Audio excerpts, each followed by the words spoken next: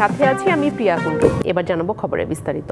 সহকারী শিক্ষক পদকে এন্ট্রি পদ ধরে একাদশ গ্রেডে বেতন নির্ধারণ সহ ৩ দফা দাবিতে পূর্ণ দিবস কর্মবিরতিতে সরকারি প্রাথমিক বিদ্যালয়ের সহকারী শিক্ষকরা।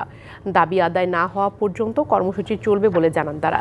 অন্যদিকে দাবিগুলো হচ্ছে চাকরির 10 বছর এবং 16 বছর পূর্তিতে উচ্চতর গ্রেড পাওয়ার জটিলতা নিরসন এবং প্রধান শিক্ষকের শতভাগ পদে সহকারী শিক্ষকদের পদোন্নতি সহ দ্রুত পদোন্নতি দেওয়ার দাবিতে তারা এই কর্মসূচি দিয়েছেন।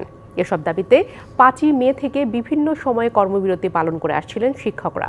সারা দেশের 65,000 সরকারি প্রাথমিক বিদ্যালয়ের শিক্ষকদের এই কর্মসূচি পালন করার কথা রয়েছে। এ বিষয়ে বিস্তারিত জানাতে ময়মনসিংহ এবং বরিশাল থেকে যুক্ত হচ্ছেন আমাদের সহকর্মীরা। শুরুতে আমরা যাব বরিশালের সহকর্মী সালে টিটুর কাছে।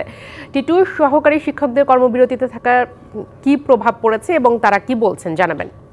ধন্যবাদ প্রিয়া আপনাকে। আসলে এক্ষেত্রে সবচেয়ে বেশি ক্ষতিগ্রস্ত হচ্ছে আমাদের কোমলমতি শিক্ষার্থীরা, কারণ আপনি জানেন যে এবছর কিন্তু পাঠ্য বই পেতে কিন্তু সময় লেগেছে। মার্চ মাস পর্যন্ত কিন্তু সময় অপেক্ষা করতে হচ্ছে শিক্ষার্থীদের পাঠ্য বই হাতে পেতে, সম্পূর্ণ পাঠ্য বই হাতে পেতে। সেক্ষেত্রে প্রথম চলেছে অর্ধ দিবস কর্মবিরতি, এখন কিন্তু পূর্ণ দিবস কর্মবিরতি চলছে। আর এক্ষেত্রে কিন্তু সে সাফার করবে কিন্তু আমাদের 1 থেকে শুরু করে 5ম শ্রেণী পর্যন্ত যে কোমলমতি শিক্ষার্থীরা রয়েছে তারা, কারণ এই সময়টি তারা শিক্ষাদান থেকে পুরোপুরি বিরত রয়েছে শিক্ষকরা। বিগত জানুয়ারি, ফেব্রুয়ারি, মার্চ এই 3 মাস কিন্তু তারা পাঠ্য বই সব হাতে না পাওয়ার কারণে তারা কিন্তু সব বই সেভাবে পড়তে পারেনি। আমার সাথে একাধিক অভিভাবকের সাথে কথা হয়েছে, তারা জানিয়েছেন আসলে এই আন্দোলনটা কেউ জিম্মি করে হতে পারে না। আন্দোলনটা অন্য পন্থায় যদি নেওয়া যায় তাহলে সেটা ভালো হয়। এখন এখানে তারা বলছে যে শিক্ষার্থীদের একরকম জিম্মি করে এই আন্দোলনটা তারা পরিচালনা করছেন এবং আন্দোলনের বৈতরণী তারা পার হতে চাচ্ছেন। সেক্ষেত্রে কিন্তু এই যে শিক্ষার্থী রয়েছে সেই শিক্ষার্থীদের কিন্তু এই যে কদিন তারা কর্মবিরতিতে থাকবেন সেই কতদিন কোনো পড়ালেখা ক্লাসে হবে না, ক্লাস কিন্তু বন্ধও দেওয়া হয়নি। আমরা যে শিক্ষকদের সাথে কথা হয়েছে তারা জানিয়েছেন যে শিক্ষার্থীরা আসবে, তারা ক্লাসে থাকবে, আমরা তাদের অ্যাটেন্ডেন্স দেবো, এইভাবে চলতে থাকবে। আসলে এইভাবে কোনো চলার মধ্যে এই জন্য তারা বলেছে সরকারকে যে যত দ্রুত সম্ভব যারা শিক্ষকরা যে দাবি জানিয়েছেন তা যদি তাদের যৌক্তিক দাবি হয় তা পূরণ করে শিক্ষার্থীদের পাঠদান যেন স্বাভাবিক পন্থায় চলতে থাকে। সব আন্দোলন চলবে কিন্তু শিক্ষার্থীদের পাঠদানও সেখানে চলতে থাকে, সেটা যেন তারা নিশ্চিত করে। এছাড়া কিন্তু আমার সাথে যারা এই আন্দোলনে নেতৃত্ব দিচ্ছেন তাদের সাথেও কথা হয়েছে, কয়েকজন শিক্ষকদের সাথে। তারা জানিয়েছেন তারা এর সাথে আরো 2টি দাবি আরো যুক্ত করবেন। একটা রয়েছে যে আপনারা জানেন যে আগামীতে এখানে বৃত্তি পরীক্ষা কিন্তু শুরু হবে, যে প্রচলন বর্তমান তৈরি সরকার শুরু করেছেন বৃত্তি পরীক্ষা। সেই বৃত্তি পরীক্ষায় কিন্তু বাইরের যে শিক্ষার্থীরা আছে তারাও প্রাইমারির সাথে যুক্ত হবে। তারা তা চাচ্ছে না, তারা হচ্ছে প্রাইমারি শিক্ষার্থীরাই প্রাইমারি থেকে বৃত্তি পরীক্ষা দিবে। প্রিয়া। টিটু, আপনাকে ধন্যবাদ। এবার আমরা যাব ময়মনসিংহে, সেখানে আছেন সহকর্মী রাকিবুল হাসান রুবেল। রুবেল, কেমন পরিস্থিতি দেখছেন জানাবেন। ধন্যবাদ আপনাকে। আসলে যে বরিশাল যেমনটি বলছিলেন, ময়মনসিংহ পরিস্থিতি কিন্তু একই। যে ময়মনসিংহের যে সকল সরকারি প্রাথমিক বিদ্যালয়ের যে সহকারী শিক্ষকদের 3 দফা দাবিতে যে ধর্মঘট, এই ধর্মঘট কিন্তু চলছে। আমি এই মুহূর্তে রয়েছি ময়মনসিংহ নগরীর গাঙ্গিনার পাড় সরকারি প্রাথমিক বিদ্যালয়ে। এখানেও আমি সকালে এসে দেখেছি যে শিক্ষার্থীরা কিন্তু স্কুলে এসেছে, শিক্ষকরাও এসেছে, কিন্তু তাদের সাথে কথা বলেছি। তারা বলেছে যে তাদের 3 দফা যে দাবি রয়েছে, 3 দফা দাবিতে তারা কিন্তু এই মুহূর্তে আছে, পূর্ণ দিবস কর্মবিরতিতে আছে। তারা বলছে যে শিক্ষকরা ক্লাসে আসবে, স্কুলে আসবে, তাদের হাজিরাও নেওয়া হবে, কিন্তু তাদের কোনো ক্লাস নেওয়া হবে না। তারা বলছেন যে তারা যেহেতু আজ থেকে পূর্ণ দিবস কর্মবিরতিতে আছেন, এই পূর্ণ দিবস কর্মবিরতিতে তারা কিন্তু কোনো ক্লাস পরীক্ষা তারা নেবে না। আপনাকে জানিয়ে রাখি যে প্রাথমিক বিদ্যালয়ের যে সহকারী শিক্ষকরা তারা কিন্তু গত 5 তারিখ থেকে, চলতি মাসের 5 তারিখ থেকে তারা কিন্তু ধর্মঘটে ছিল। অর্থাৎ 5 তারিখ থেকে 15 তারিখ পর্যন্ত তারা 1 ঘন্টা কর্মবিরতি ছিল, 15 তারিখ থেকে 20 তারিখ পর্যন্ত তারা 2 ঘন্টা কর্মবিরতি ছিল, 2 তারিখ থেকে 25 তারিখ পর্যন্ত তারা কিন্তু অর্ধ দিবস কর্মবিরতি ছিল। আজকে 26 তারিখ থেকে তারা কিন্তু পূর্ণ দিবস কর্মবিরতি পালন করছে। আমি তাদের সাথে কথা বলেছিলাম, তারা বলছে যে তাদের যে ন্যায্য 3টি দাবি রয়েছে, ন্যায্য 3টি দাবি পূরণ না হওয়া পর্যন্ত তারা কিন্তু তাদের কর্মবিরতি পালন করবে। তাদের যে 3টি ন্যায্য দাবি রয়েছে, 3টি ন্যায্য দাবির মধ্যে তারা বলছেন যে তাদের যে চাকরি প্রাপ্তির শুরু থেকে, সহকারী শিক্ষকের শুরুর পর থেকে কিন্তু 11তম গ্রেড তারা কিন্তু দাবি করছে। তাছাড়াও কিন্তু 10 বছর পূর্তি এবং 16 বছর পূর্তিতে তাদের যে গ্রেডের জটিলতা নিরসন, এটা কিন্তু তারা দাবি করছে। তাছাড়াও কিন্তু প্রধান শিক্ষক পদে শতভাগ পদায়নের জন্য তারা সহকারী শিক্ষকরা তারা দাবি করছে। তো প্রিয়া, এই ছিল ময়মনসিংহ থেকে সহকারী শিক্ষকদের কর্মবিরতির সর্বশেষ খবর। রুবেল, ধন্যবাদ আপনাকে। নভেম্বর থেকে এপ্রিল পর্যন্ত কেবল বিদ্যুৎ জ্বালানির আমদানি মূল্য পরিশোধেই ব্যয় হয়েছে $768 কোটি। এপ্রিলে এ খাতে সরকারের বকেয়া কমে দাঁড়ায় $25 কোটি। বাংলাদেশ ব্যাংক জানিয়েছে, বৈদেশিক মুদ্রা টানাটানি থাকলেও বিদ্যুৎ ও জ্বালানি বকেয়া পরিশোধকে দেওয়া হয়েছে সর্বোচ্চ গুরুত্ব। আওয়ামী লীগ সরকারের সময় লুটপাটের অন্যতম খাত ছিল বিদ্যুৎ ও জ্বালানি। ডলার সংকটে এ খাতের বকেয়া পরিশোধ করতে না পারায় কমে যায় এর আমদানি। এতে তীব্র হয় বিদ্যুৎ ও গ্যাসের সংকট। বাংলাদেশ ব্যাংক বলছে, এখন পরিস্থিতির অনেকটাই উন্নতি হয়েছে। নভেম্বর থেকে এপ্রিল পর্যন্ত ডলার সংকটের মধ্যেও কেবল বিদ্যুৎ জ্বালানির আমদানি ব্যয় মেটাতেই খরচ হয়েছে $7.68 বিলিয়ন। জ্বালানির আমদানি এটাকে সুরক্ষা করে ঋণ প্রবাহ, ঋণের যে কিস্তি যত দ্রুত সম্ভব পরিশোধ করা। ঋণের বোঝা কিন্তু অনেকটা কমেছে। এই যে কাতারে আমাদের যে জ্বালানির যে ছিল আর কি, বকেয়া ছিল, আমরা অনেকটা পরিশোধ করেছি। আদানির বকেয়া বিলটা অলমোস্ট আমরা শূন্যর কাছাকাছি নিয়ে আসতেছি। ডলার সরবরাহ বাড়ায় বিদ্যুৎ জ্বালানির আমদানিতে বেড়েছে সরকারের ব্যয় সক্ষমতা। গেল 6 মাসে আমদানি বেড়েছে প্রায় 11%, আর এ খাতে বকেয়া কমেছে প্রায় 32%। বিশ্লেষকরা বলছেন, বিদ্যুৎ জ্বালানি আমদানি ও বকেয়া পরিস্থিতির উন্নতি হলেও মিলছে না কাঙ্ক্ষিত সুফল। একটা অর্থনীতির মূল চালিকা শক্তি, অন্যতম চালিকা শক্তি জ্বালানি। যে শিল্প খাত মানে 60 বিলিয়ন বা 55 বিলিয়ন ডলারের কাছাকাছি রপ্তানি আয় করতেছে, যে শিল্প খাতের অবদান অর্থনীতিতে 35% কাছাকাছি চলে গেছে, সেই শিল্পকরটা কিন্তু এখন জ্বালানি সংকটের কারণে হুমকির ভিতর পড়েছে। কেন্দ্রীয় ব্যাংকের তথ্য অনুযায়ী বিদ্যুৎ জ্বালানি খাতে গেল এপ্রিল পর্যন্ত বকেয়ার পরিমাণ $25 কোটি। রেদওয়ানুল হক, ডিবিসি নিউজ, ঢাকা।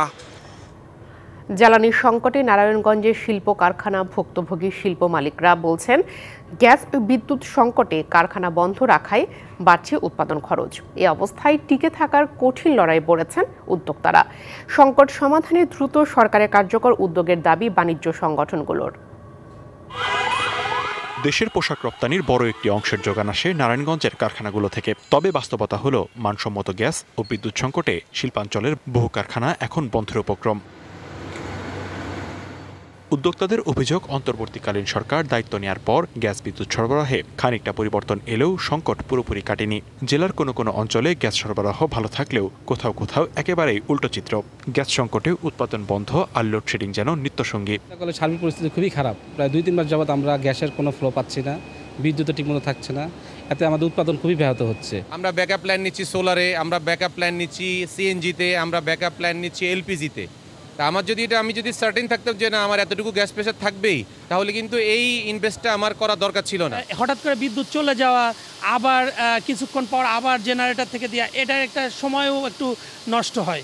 গ্যাসের চাপ কম থাকায় এমনিতেই করা যাচ্ছে না চাহিদা মতো উৎপাদন, তার উপর বেড়েছে গ্যাসের বিল। তো লাভ তো দূরের কথা, আমরা এই কোনো রকম ফ্যাক্টরি চালানোর পরে আমরা স্যালারিটা, ঈদ বোনাসটা ঠিক মতো দিয়ে যেতে পারবো কিনা, এটা হচ্ছে আমাদের খুব একটা হ্যাজার্ড অবস্থায় থাকতে হয়।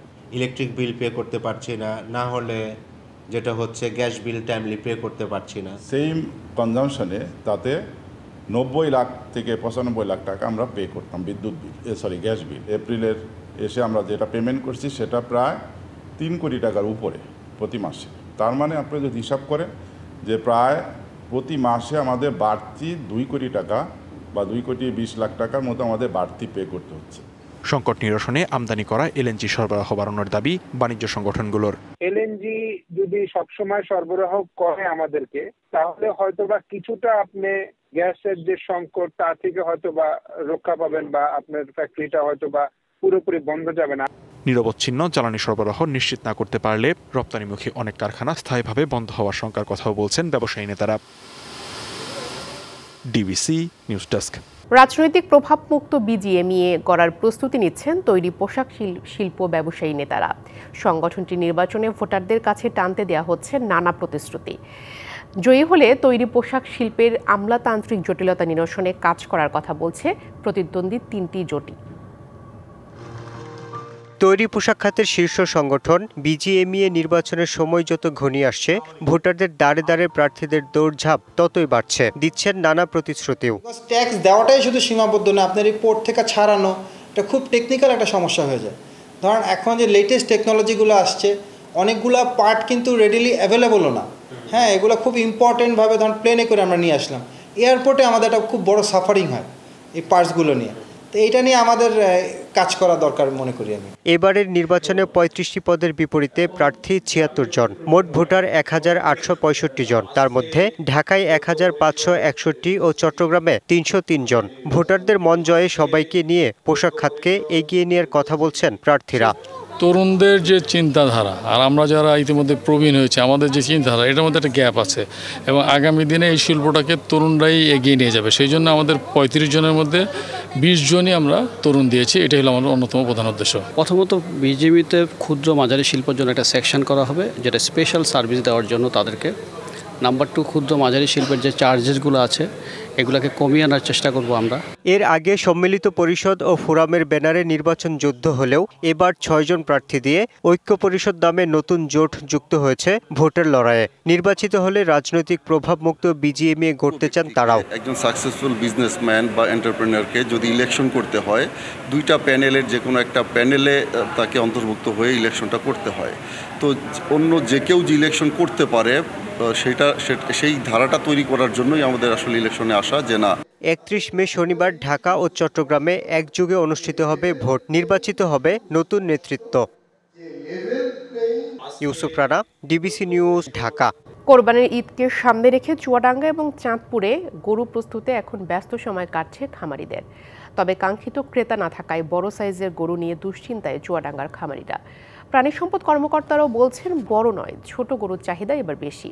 এদিকে চাঁদপুরে 62,000 গবাদি পশু প্রস্তুত খামারিদের সংখ্যা। ভারতীয় গরু আসলে লোকসানে পড়বেন তারা।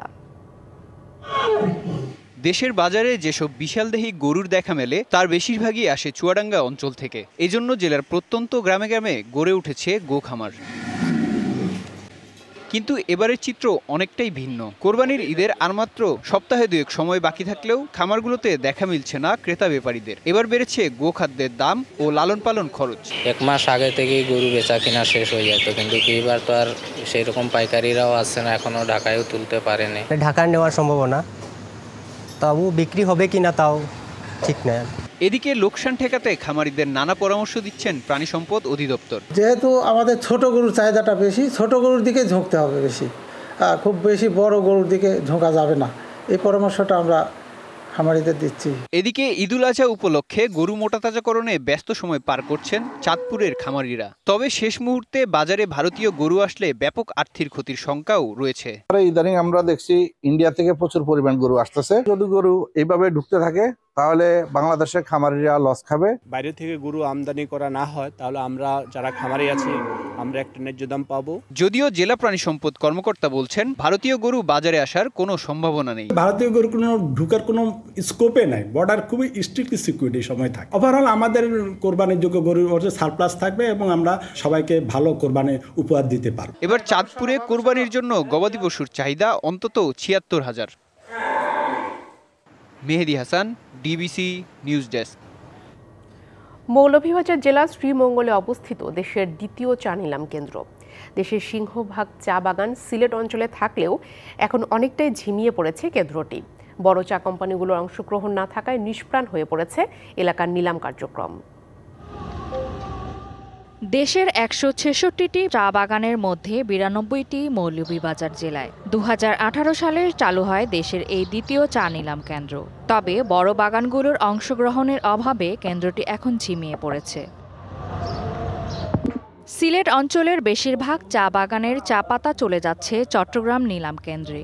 এতে হুমকির মুখে পড়েছে এই চা নিলাম কেন্দ্রটি। শ্রীমঙ্গলে চা উৎপাদন হচ্ছে, সিলেটের সর্বোচ্চ চা, কিন্তু আমরা চিটাং থেকে সব চা চিটাংয়ে যাচ্ছে, আবার নিয়ে আসতে হইতেছে। আমাদের বায়ারদের একটু কষ্ট হয়। এই চায়ের রাজধানীতে যদি প্রতিটি বাগান থেকে 10 to 20% চা বাধ্যতামূলকভাবে অফারিং করা হয় তাহলে বায়াররা আসবে।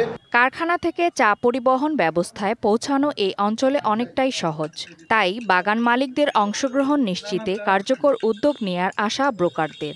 এ জেলায় মোট 92টি বাগান রয়েছে, সব কোটি বাগানের এই চা আমাদের নিলামে আমাদের ওয়্যার হাউসে ঘন্টা বা 1.5 ঘন্টার মধ্যে বাগান মালিকরা পৌঁছাতে পারে। এখানে কোনো পরিবহনের অতিরিক্ত খরচ হবে না, বাগানের গাড়িতে করেই আমাদের শেডে চা পৌঁছাতে পারে। এবার চট্টগ্রামের সাথে মিল রেখে 48টি নিলামের সময়সূচি নির্ধারণ করেছে চা বোর্ড। শ্রীমঙ্গল অকশন সেন্টার নিয়ে বাংলাদেশ চা বোর্ড কনসার্ন ইতিমধ্যে আমাদের চা বোর্ডের সম্মানিত chairman major general Sheikh Mohammad Sarwar Hossain SOP NDC PSC মহোদয় অকশন সেন্টার পরিদর্শন করেছেন। আমাদের সকলের আন্তরিক প্রচেষ্টায় আশা করছি এবছর আমাদের শ্রীমঙ্গল অকশন সেন্টার ভালো করবে। শ্রীমঙ্গলের চা নিলাম কেন্দ্রের সর্বশেষ নিলামে 1,22,137 কেজি চা তোলা হয়, যার মধ্যে 80% বিক্রি হয়েছিল। এবছর চা উৎপাদনের লক্ষ্যমাত্রা 103 million KG. DBC news desk. অপরূপ সৌন্দর্যের প্রতীক শেরপুরের গারো পাহাড়। জেলা সীমান্তবর্তী 3টি উপজেলার বিস্তীর্ণ এলাকা জুড়ে প্রায় 21,000 একর বনভূমি রয়েছে, যার প্রায় 15%ই বেদখলে। সম্প্রতি গহীন বনের ভেতর পর্যটন কেন্দ্র গড়ে তোলার উদ্যোগ নিয়েছে স্থানীয় প্রশাসন। বনাঞ্চল টিকিয়ে রাখার স্বার্থে বন বিভাগের আপত্তির মুখে বন্ধ রয়েছে নির্মাণ কাজ। এই পরিস্থিতিতে বনাঞ্চলটি পরিদর্শনে যাচ্ছেন পরিবেশ উপদেষ্টা। শেরপুরের সীমান্তবর্তী নালিতাবাড়ী উপজেলার দাউধারা কাটাবাড়ি এলাকা। এই বনের বড় অংশ বন বিভাগের অন্তর্ভুক্ত হলেও ভেতরের 223 একর ডিসিল্যান্ড বা খাস জমি। সম্প্রতি বনের ভিতরে বিস্তীর্ণ এই জায়গা জুড়ে পর্যটন কেন্দ্র স্থাপনের উদ্যোগ নেয় নালিতাবাড়ী উপজেলা প্রশাসন। নাম দেওয়া হয়েছে দাউধারা গারো পাহাড় পর্যটন কেন্দ্র। প্রাথমিক কাজের অংশ হিসেবে চলতি অর্থ বছরে 77 লাখ টাকা ব্যয়ে সড়ক নির্মাণের দায়িত্বও দেয়া হয়। তবে কাজ শুরুর পর বন্য হাতি সংরক্ষণ ও বনাঞ্চল টিকিয়ে রাখার সুপারিশে পর্যটন কেন্দ্র স্থাপনে আপত্তি জানায় স্থানীয় বন বিভাগ। এতে বন্ধ রয়েছে নির্মাণ কাজ। বন্যপ্রাণী যেটা হাতির আবাসস্থল, যদি পার্ক নির্মিত হয় হাতি চলাচলে বিঘ্ন হবে, তাদের আবাসস্থল নষ্ট হয়ে যাবে। উদ্যোগ করেছে পার্কটা করবে চেয়ারম্যানে, এর মধ্যে আপনার ফরেস্টার বাধা দিচ্ছে, পার্কে বাধা দিছে, রাস্তাঘাট আটকে রয়েছে, ইট বালু আইনার বসছে রাস্তা তো হইতেছে না। বন বিভাগের অভিযোগ, এই নির্মাণ কাজ বন্য হাতির অভয় আশ্রম এবং এলাকার জীববৈচিত্র্যের জন্য মারাত্মক হুমকি। বনের ভিতরে পার্ক করা মানে জনগণ পাবলিক বনের ভিতরে ঢুকাই দেওয়া। এখানে একটা রাস্তা থাকে, সে রাস্তাতে মানুষ চলাচল করবে, বন্যপ্রাণী চলাফেরা ক্ষতিগ্রস্ত হবে। বিশেষ করে এই জায়গাটা হইলো হাতির করিডোর। আমরা বলেছি যে প্রকৃতি ধ্বংস করে পর্যটন করা মানে ঠিক হবে না। যখন পর্যটন করবে তখন তো অনেক মানুষ যাবে, তখন মানে হাতি মানুষ দ্বন্দ্ব বেড়ে যাবে। সেই কথাটাই আমরা বলতে চেয়েছি যে প্রকৃতিকে ধ্বংস করে কোনো পর্যটন নয়। এই পরিস্থিতিতে পর্যটন কেন্দ্রটি পরিদর্শন করবেন পরিবেশ উপদেষ্টা সৈয়দা রিজওয়ানা হাসান। পরিবেশ উপদেষ্টা মহোদয় আসতেছেন, উনি নিজে পরিদর্শন করবেন। পরিদর্শন করে উনি হয়তো কোনো একটা সাজেশন দিবেন। ওনারা যাচ্ছে করে দেখবেন যে পরিবেশের ক্ষতি হবে কি হবে না, বা এটা আসলে ঠিক আছে কিনা। যেভাবে নির্দেশ দেবেন সেভাবে কাজ হবে। বিষয়টি নিয়ে কথা বলতে রাজি হননি জেলা প্রশাসক। বন বিভাগের তথ্য মতে শেরপুরের 3টি রেঞ্জের মধ্যে রাংটিয়া রেঞ্জে 8,880 একর, মধুটিলা রেঞ্জে 4,235 একর এবং বালিজুরি রেঞ্জে 7,585 একর বনভূমি রয়েছে। DBC news desk. বিক্রেতাদের হাঁক ডাকে সরগরম দিনাজপুরের লিচুর বাজার। পাইকাররা দূর দূরান্ত থেকে এসেছেন সংগ্রহে। ভোর থেকে বিকেল পর্যন্ত চলছে বেচাকেনা। পাইকাররা লিচু কিনে পাঠাচ্ছেন দেশের নানা প্রান্তে। পরিবারের জন্য লিচু কিনছেন অনেকে। দিনাজপুরের বাজারে এখন পাওয়া যাচ্ছে মাদ্রাসি জাতের লিচু, পরিপক্ক না হলেও কেউ কেউ বেদানা জাতের লিচুও বাজারে আনছেন। লিচুর রাজ্য হিসেবে খ্যাত দিনাজপুর। দেশে উৎপাদিত মোট লিচুর প্রায় অর্ধেকই আসে এ জেলা থেকে। মাদ্রাজি, বেদানা, বোম্বাই, চায়না ও মুজাফফরি সহ নানা জাতের লিচুর চাষ হয় জেলায়। এবার ক্যালেন্ডার অনুযায়ী মে মাসের মধ্যভাগ থেকে মাদ্রাজি, জুনের প্রথম সপ্তাহ থেকে বেদানা আর জুনের শেষ সপ্তাহে বাজারে উঠবে বোম্বাই ও চায়না 3 লিচু। এরই মধ্যে মাদ্রাজি লিচুতে সয়লাব জেলার পাইকারি বাজারগুলো। মাদ্রাজি একটু পরিপূর্ণ হচ্ছে, তাও পুরোপুরি হয় নাই। বেদানাটা আসছে বাজারে কিন্তু পরিপূর্ণ না। মাদ্রাজি বেচলাম আজকে 3,3200 টাকা, সর্বনিম্ন মাদ্রাজি বেচলাম 2,2200-2400 টাকা। দাম নাগালের মধ্যে আছে বলছেন ক্রেতারা, তবে অপরিপক্ক লিচু বিক্রির অভিযোগও আছে। বর্তমানে একটু মিষ্টি কম আছে, তবে পরিপক্ক হলে আরো মিষ্টিটা পরিপূর্ণভাবে পাওয়া যাবে। সেই পরিপক্কতা এখনো লিচুর আসে নাই। আমরা কিনতেছি বাচ্চা কাচ্চাদের আবদারের কারণে কিনতেছি। লিচুর স্বাদ সপ্তাহখানেক পর আরো ভালো হবে। বিরূপ আবহাওয়ার কারণে সময়ের আগেই বেদানা জাতের লিচু বিক্রির কথা স্বীকার করলেন চাষিরা। বৃষ্টি হচ্ছে, রোদ হচ্ছে, মাল ফাটে যাচ্ছে, যার কারণে অনেকেই কাঁচামালটা নিয়ে আসছে। আসলে কি পরিপূর্ণভাবে লিচু উঠে নেই, তাপের কারণে এদের যে মৌসুমটা আরো হয়তো 10 দিন পরে নামতো, এটা একটু আগে আসছে আর কি। লিচু চাষে কৃষকদের সহায়তার পাশাপাশি অপরিপক্ক লিচু বিক্রি বন্ধে সজাগ কৃষি বিভাগ। জিআই পণ্য হওয়ার কারণে দিনাজপুরে এই আবারটি সম্প্রসারিত হবে, কৃষক আশা করছি লাভবান হবে। কৃষক ভাইদের পরামর্শ তারা যাতে পরিপক্ক সম্পন্ন হওয়ার পরেই যাতে বাজারে এই জিনিসগুলো বাজারজাত করে, তাহলে কৃষক এবং ভোক্তা উভয় লাভবান হবে। দিনাজপুরে এবার প্রায় 700 কোটি টাকার লিচু বেচা কেনা হবে বলে আশা করা হচ্ছে। DBC news desk. ডিবিসি সংবাদ এই ছিল এখনকার মতো। ডিবিসি নিউজের সংবাদগুলো পড়তে ভিজিট করুন dbcnews.tv, ভিজিট করুন ডিবিসি নিউজের ফেসবুক পেজ ও ইউটিউব চ্যানেল। সঙ্গেই থাকুন।